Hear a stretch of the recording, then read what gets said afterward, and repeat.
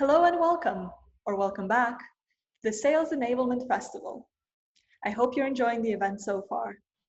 Today is all about our bonus content, as we are sharing some of the very best presentations from the previous Future of Sales Festival. Speakers will not be joining for live Q&A, however, you can connect with them in the SEC Slack group. Thanks again to all of our sponsors and to you, our attendees, for bringing this event to life. Enjoy the festival.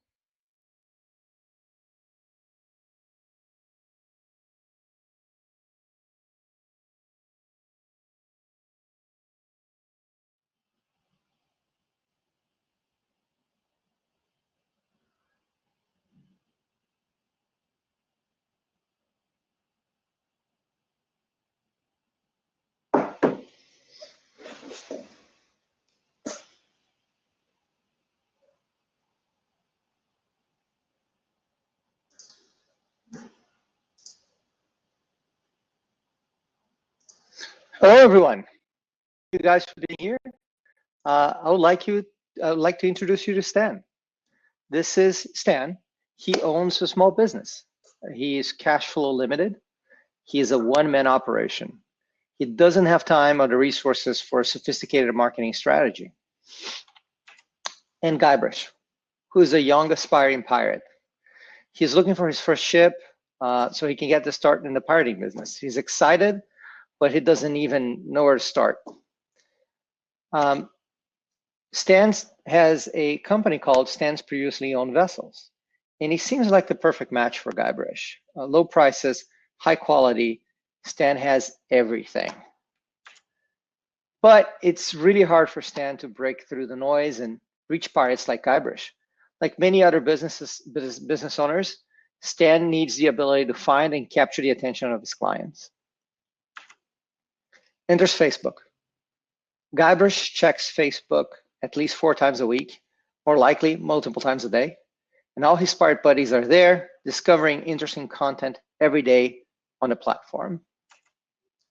Stan swoops in at the opportunity with as little as $5 a day, and he's able to capture Guybrush's attention. They're matchmaking heaven.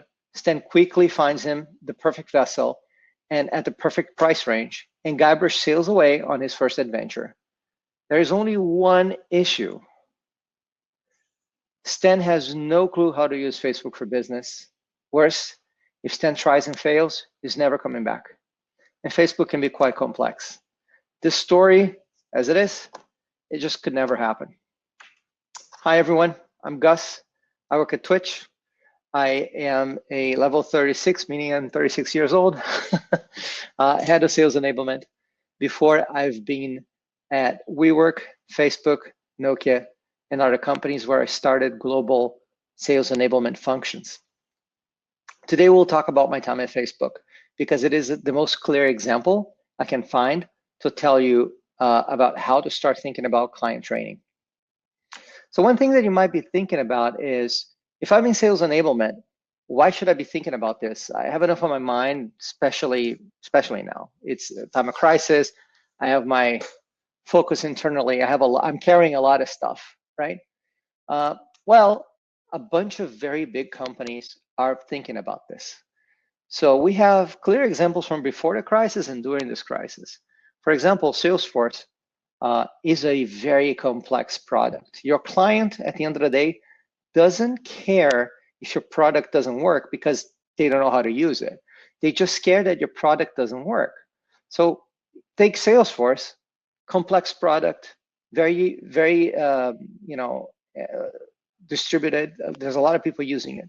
It's so complex that you have a whole industry of solutions of people trying to teach you how to use Salesforce. Like WalkMe, for example. Salesforce itself provides Trailhead, which is a learning system inside of Salesforce, originally designed so you can learn how to use Salesforce. At Twitch, where I am today, if you look at the international markets, there's a lot of agencies that want to work with Twitch, but they don't necessarily know even where to start, how to advertise in the gaming industry, how to use our products. And we're developing something for them.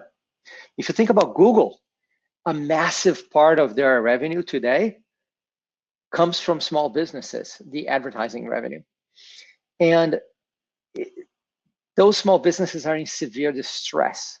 So they don't need anybody trying to upsell them right now. They need people trying to teach them how to best leverage marketing initiatives online so they can get their business forward.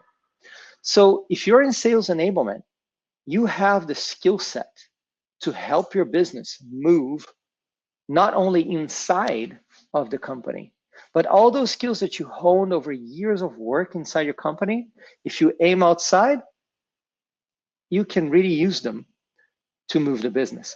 This is the story of how we did it at Facebook.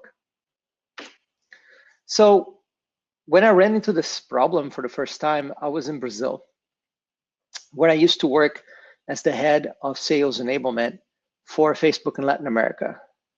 There was lots of opportunity. Brazil was, if I'm not mistaken, the third or fourth largest Facebook market, but there wasn't no real headway into dealing with the situation of clients like Stan. We had a lot of people with a lot of small businesses, and they didn't know how to use Facebook. And there's a massive opportunity sitting there that we can't really touch. Endless meetings, wondering what to do. There were no obvious solutions. So here's a couple of things you should know about Latin America. You may know, you may not know them, but these are relevant.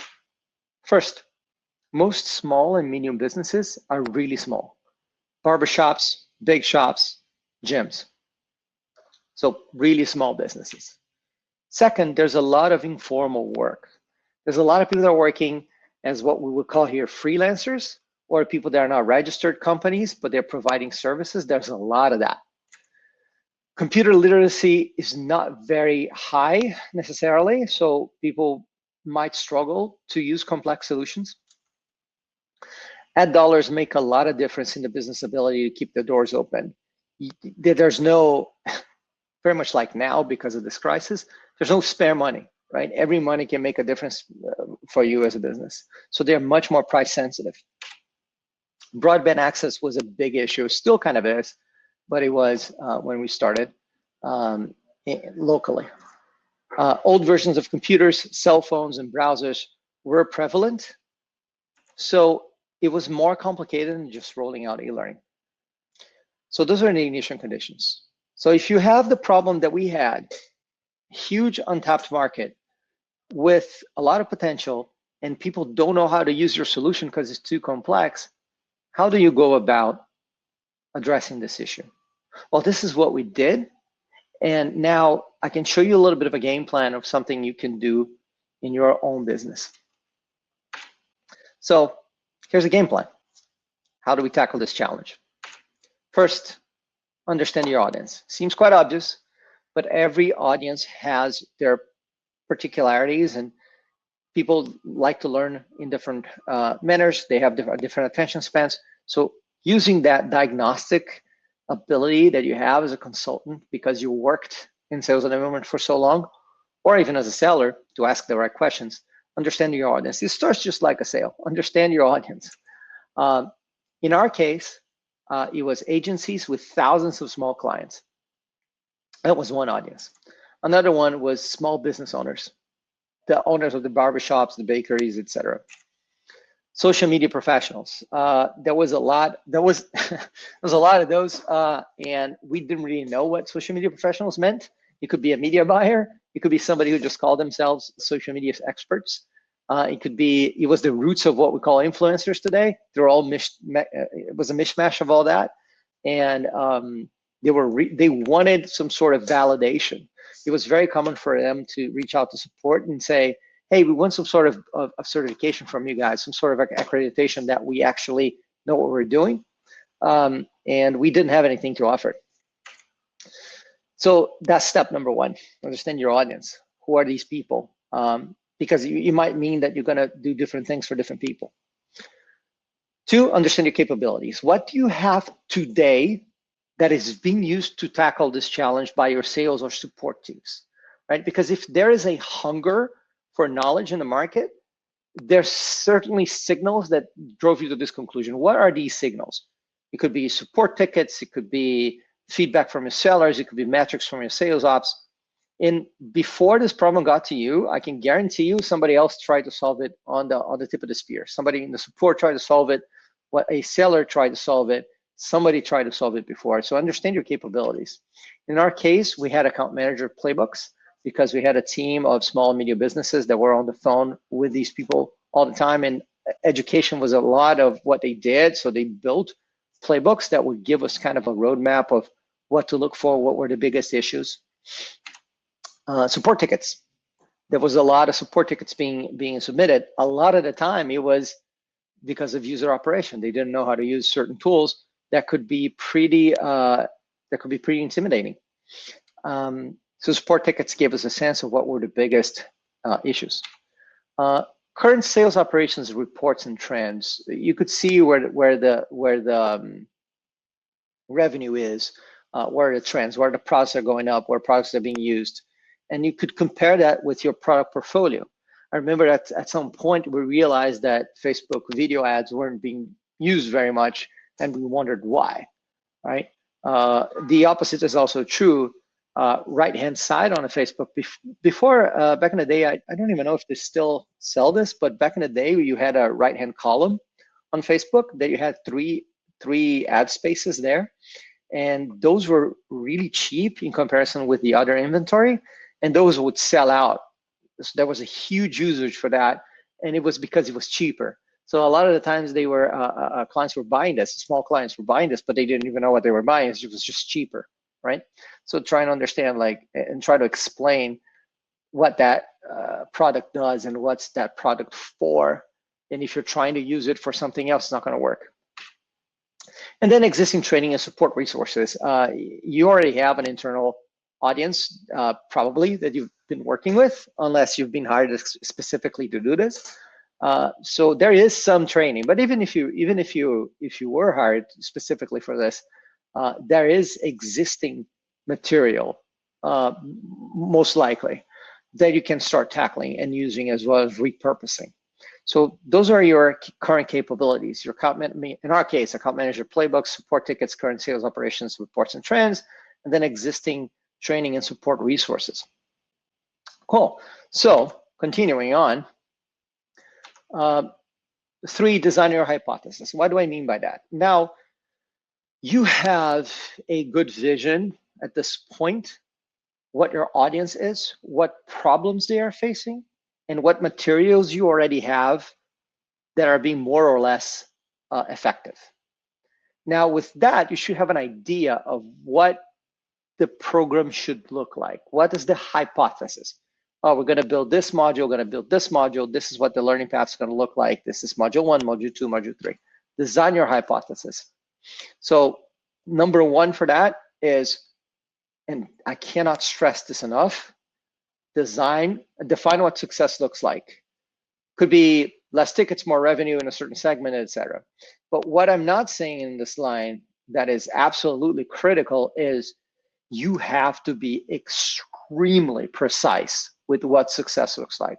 If you define that success looks like less tickets, how many, by what percentage you want to see these tickets decline? More revenue. What is more revenue? Like, what percentage in what segment, over what product, over what audience? Because the second you start a project that is geared towards client education is the second you will start to be treated as sales if you weren't before. A lot of the time we have, when we're talking specifically about training, and I do understand that enablement is broader than training, but when you're speaking specifically about training, sometimes it's hard to measure, and very often, and you get away with like reaction surveys and, oh, I thought it was great. In this case, you are taking money from the business and you're telling the business, I will deliver something of value for you, and you're touching clients. So whoever is sponsoring that will want to see sales results, right? That's something I learned at Facebook because it was funded by the small and medium businesses budget. It wasn't funded by a sales training budget or anything like that. So I had to deliver results. It was a marketing operation, right? utilizing training as a tool, but it was a marketing operation. So define what success looks like very precisely. Then design the ideal world following the Imagineering process. If you're not familiar with Imagineering, this is a Disney term.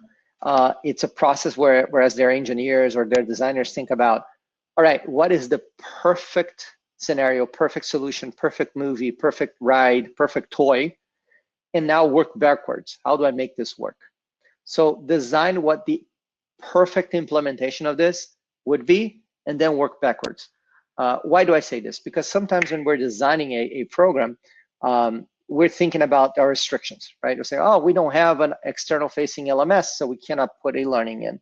We don't have a super clear certification path, so we can't think about certification.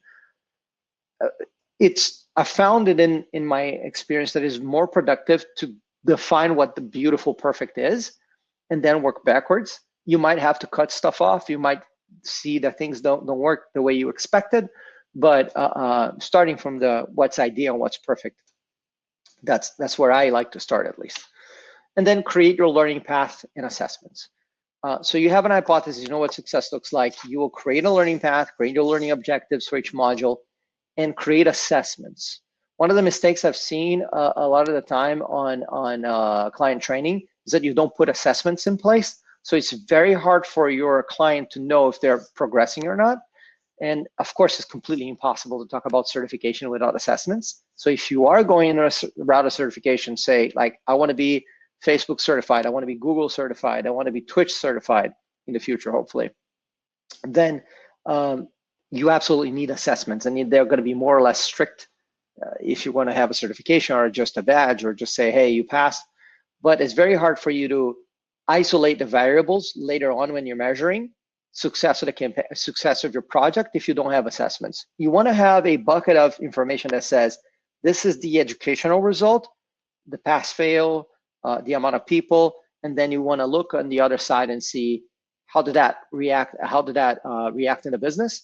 So it's very hard for you to say, hey, these clients, these 2,000 clients that took the learnings and passed, they tend to spend more or less if you don't have assessments. You just see if they took it or not, but you don't know the results of it. So it's really hard to measure later. Focus on assessments. So this is what we did at first at Facebook. What did our program look like? Very, very much in the beginning, it was me and 7 other people that I hired over the year once the project was started. We called it the Facebook Market Education Initiative. This was before what the current product is, which is called Facebook Blueprint. And we had the hypothesis that we wanted to touch our audience using what we called at the time, loosely, 3 channels. One channel was what we called the school channel. This is Harry Potter going to school.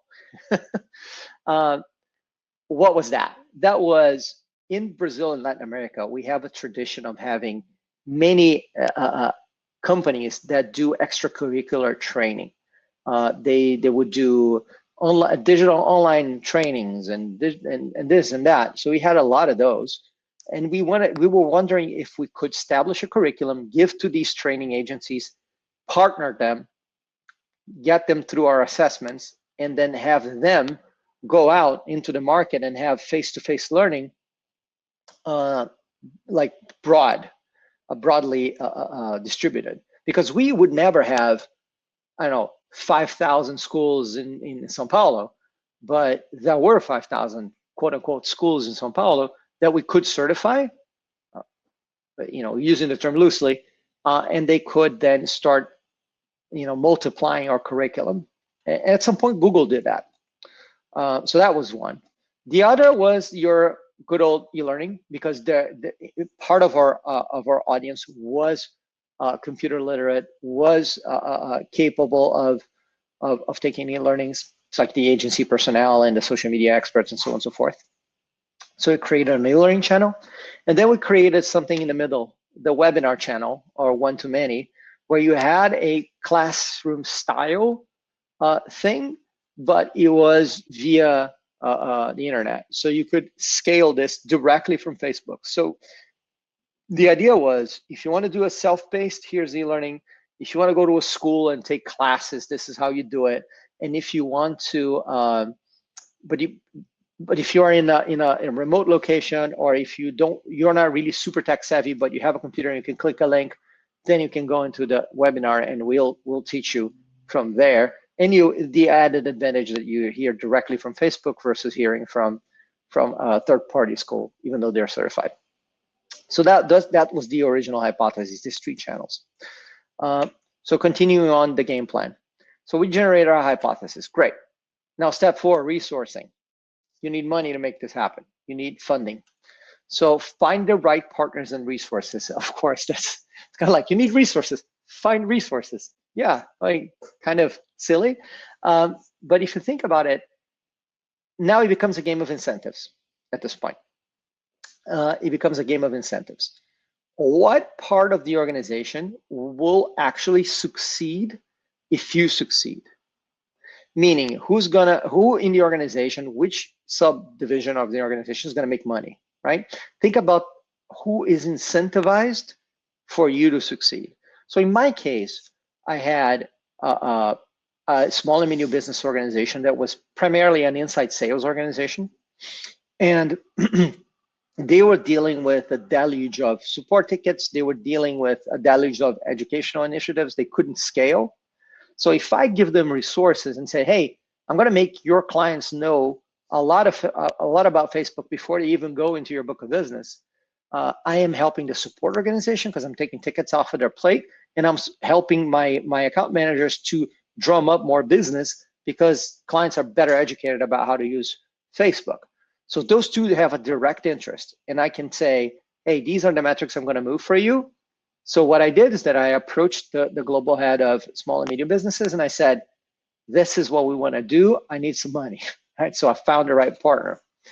Then I secured internal funding and make commitments. You got to make commitments, right? You're now in a sales role, basically. So sales have quota, you have quota, right? You gotta make commitments. Like, I want to move this metric by this much by this time. If you make commitments, your partners are going to be a lot more comfortable with giving you money versus if you just say something abstract. Why am I saying this? Because there's a percentage of us that deal with internal training primarily, and those commitments tend to be more subjective, right? They tend to be, or even they're not there, or maybe they're, my commitment is that I'll deliver training by X date, but you don't necessarily, sometimes you can't commit to a revenue outcome from this. In this case, you have to. So make commitments. Then run your pilot, right? So we did run our pilot, and it worked. It worked really, really well. I'm not at liberty to discuss details and how much money we made and so on and so forth, but what I can tell you is this. This was the first pilot in the globe. It was the first region to do it. And it worked so well that Facebook ran with it. Now, today, there's something called Facebook Blueprint. And I'm going to show you in a second a little bit about how that turned out. And I'm not trying to take credit for Facebook Blueprint. Facebook Blueprint is in a very different stage than when I was at Facebook, and they did an amazing job, and all power to them. That was the beginning, and that's why Facebook Blueprint was able to have a strong start. It was because of this, and then succeeding pilots and initiatives. So what did Facebook did with this after I left? They kept going with the project. Well, I didn't leave the company, right? I changed roles, but that's a different conversation. Facebook kept going, and today, this is what it looks like. They have a e-learning platform. That's what it looks like today, or at least the cover page, which is a massive, detailed, deep catalog of how do you use Facebook if you're a media buyer, if you're a business owner, if you're this, if you're that. So they took the idea of the learning path and they branched out and they went deep on it, and they added certification on top of it. So you can get certified as a planner, certified as a buyer, certified as this, certified as that. So they took that and ran with it. This works in most markets, right? and you have to have certain infrastructure in each market to be able to do it, but that works pretty well. And then the second piece, which was super interesting, was they noticed that the school thing didn't catch on really well, but there was a huge, powerful principle in direct face-to-face training. So they made Blueprint Live, which is the live version of that e-learning. That is super successful. It's offered all throughout the globe today. So the two essential ideas of self-paced and face-to-face worked, and they kept going with it, and that's where it is today. I would encourage you taking a look at Facebook Blueprint because it's a good case study, and see what they built. So that's the story. Now, what are the key takeaways from this story? If I can leave you with something, here's what it is. 1, create clear, unambiguous metrics. 2, understand your audience. 3, testing, testing, testing. You will get stuff wrong. Don't have an ego. Don't be defensive. Test, be proven wrong, iterate. And then do not compromise focus. It's very easy to get lost once you start seeing things are not necessarily going your way, your testing is not working, so you compromise the testing, you fudge something here, you drop an initiative there before it's time. You have to focus, and the focus is on the results, the learning objectives. Don't compromise. So those are the key takeaways. Now, if we're able to do this right, possibly Guybrush is going to have a beautiful time with Stan. And with that, people, I'll be on the Slack channel taking questions. I'm not sure if I can stay here and answer them live, but I'll be taking your questions.